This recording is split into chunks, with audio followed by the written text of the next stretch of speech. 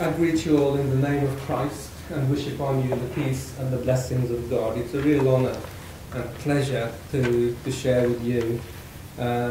Great to see all of you, familiar faces, and also new friends. And thank you, Harvey and Susanna, for what you shared. Apologies for being a little bit late. I don't usually give apologies for being late, but I have to blame the British way this time. East Midland Railways. And took a taxi at one point, and the taxi driver said, "So where are you going to?" I said, "I'm going to a conference." He said, "What it's about?" "The Ministry and Migration." He said, "What are you going to say?" So I said, "What do you think I should say?" He said, "It's all about money, isn't it? It's all about money." I said, "Well, that's part of it, but I think I would say it's all about safety. That primarily that's what it's about, and that's what I'm going to relay to say.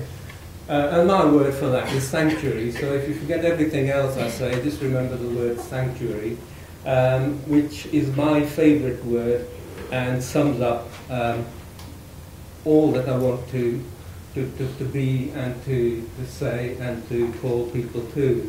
And I'll try and spell it out a little bit. I've not suddenly started to think about migration and ministry because of the current situation. I was a refugee at the age of 11 when I had to leave East Africa, partly because of British policies and development and so on. And for 9 months, my mother, who was then 26 and pregnant, I realized later, already had 6 children. She wandered around for 9 months, every 2 weeks going to a different house. I'm just full of admiration.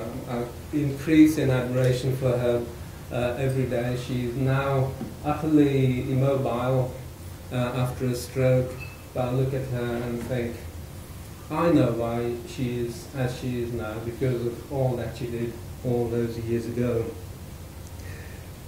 For a while I lived in Belfast, and I was walking along the street one day and somebody shouted at me. It's not the first time this has been said, but so excuse my language, I know it's been filmed, and apologies to anybody who's watching. So he said, "Fuck off back to your own country," from across the road. So I crossed the road and chased him and followed him up and caught up with him and said, "I want a word with you." So, okay, I'll fuck off to wherever you think I should go back to. There's about 5,000 people who look a bit like me in Ireland. We should all go back to wherever we came from, and let's apply that universally. Everybody should go back to wherever they came from. So 5,000 of us will leave. There are 33 million people in USA alone who claim to have their roots in Ireland. So they don't have to come back here. So if you think 5,000 of us are going to sink your little island, 33 million definitely will. So what do you think? He said, "You made me think." And I said, "That was the plan." We need to move on. We can't think like that anymore. We're in a different world. We're all living in different places. And that's the reality in which we find ourselves. But we have some work to do. And we've got some challenges to present to people, and to challenge particularly the narrow viewpoints, and to give some people a larger vision. In my view, this is, I think, what Jabez was asking for when he prayed to God. "Oh God, bless me and enlarge my borders." It's about enlarging the world, the maps on which we live.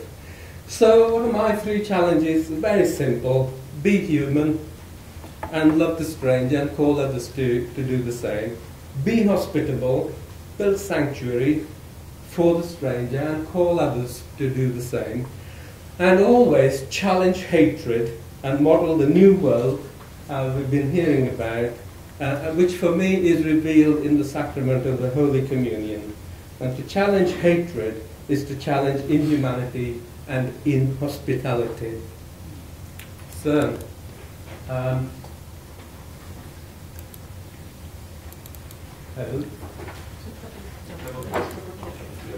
okay, I'll look at that.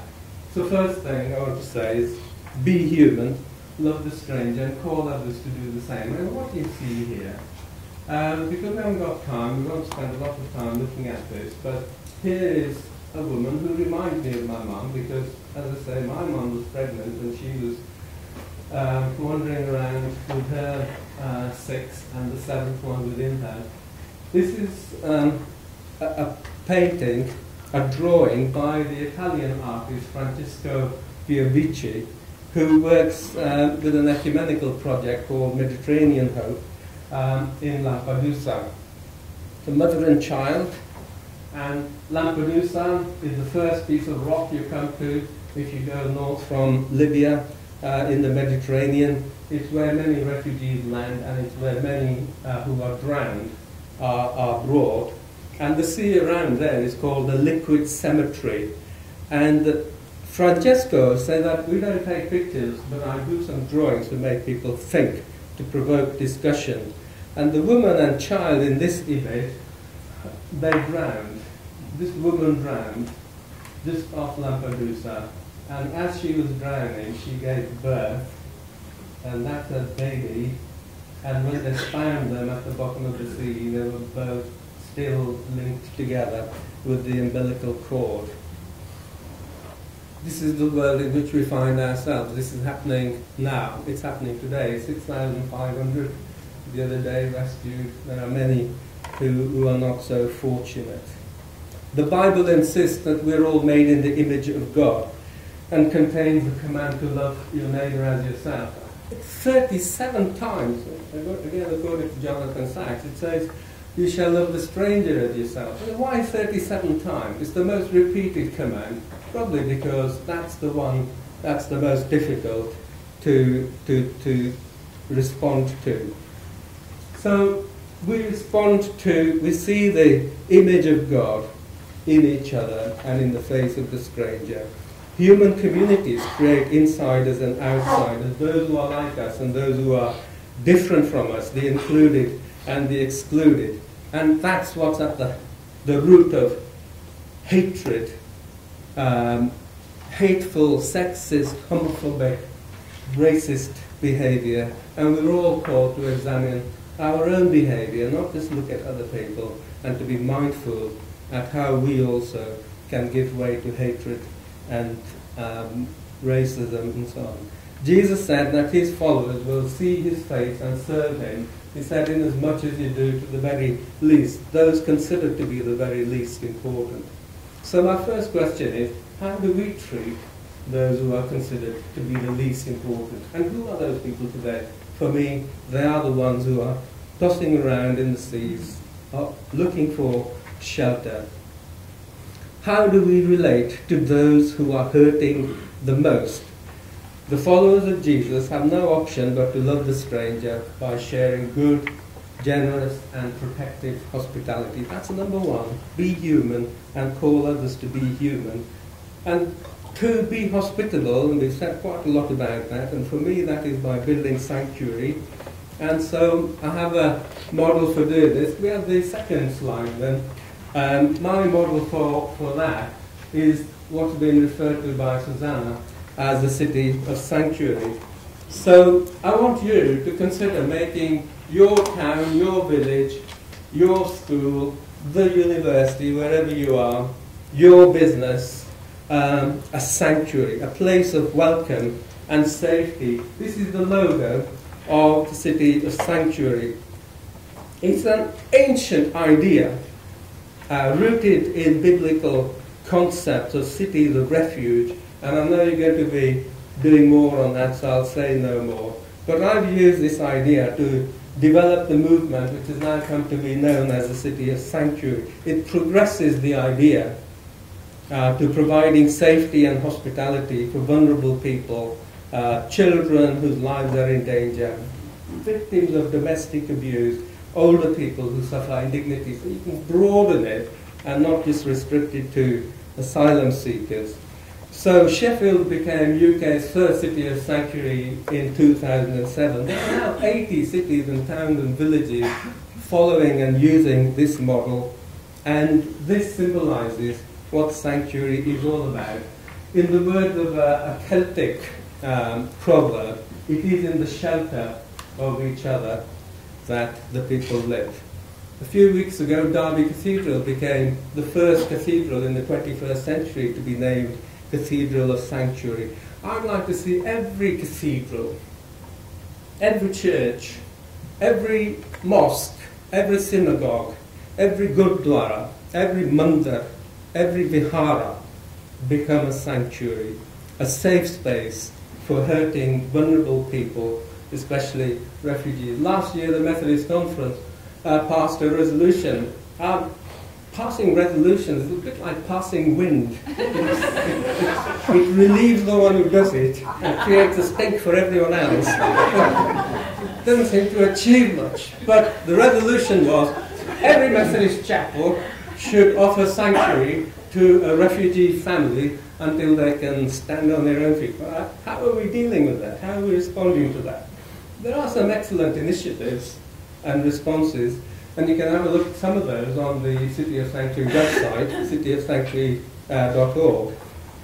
So what can you do? Great people of influence. How can you work with people in your context to create sanctuaries where all are treated with warm, generous, protective hospitality and protection from harm? So that's my second question. So third one, and the third is to challenge hatred and to build a new world envisaged in what for me is the best symbol of it, and that's the Holy Communion. So can we have the third slide?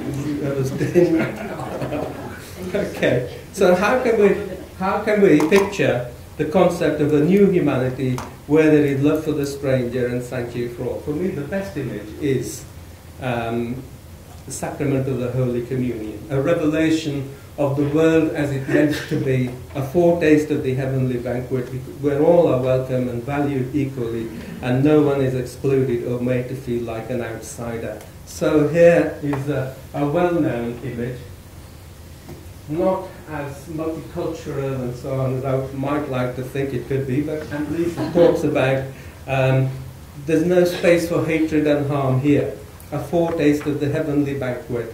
God is the host, as we've heard, and all are welcome, and we're all are treated as guests of honor, and we're called to practice hospitality on earth, modeling the hospitality of heaven. So I don't know what Holy Communion looks like where you celebrate it, but it ought to be a place where all are welcome, all are seated equally, everyone is treated equally. So building humanity and hospitality and challenging hatred by challenging inhumanity in hospitality is summed up for me here. So let me finish with just repeating those three questions. How are we to relate to those who are hurting the most in our own contexts now? And how are we to protect those who are hurting the most? And what is our model of the new world that we seek to build? I'll leave these questions with you, but in doing so, can I commend to you this resource, which is really good for people who want to look at more of this, All We Can, refugees for all the people we can, some resources here for groups to consider some of the issues, and my own Sanctuary for All, which you can get from my own website, which has Bible studies and further questions and discussion materials. Thank you, bless you, and all the strength of God to you.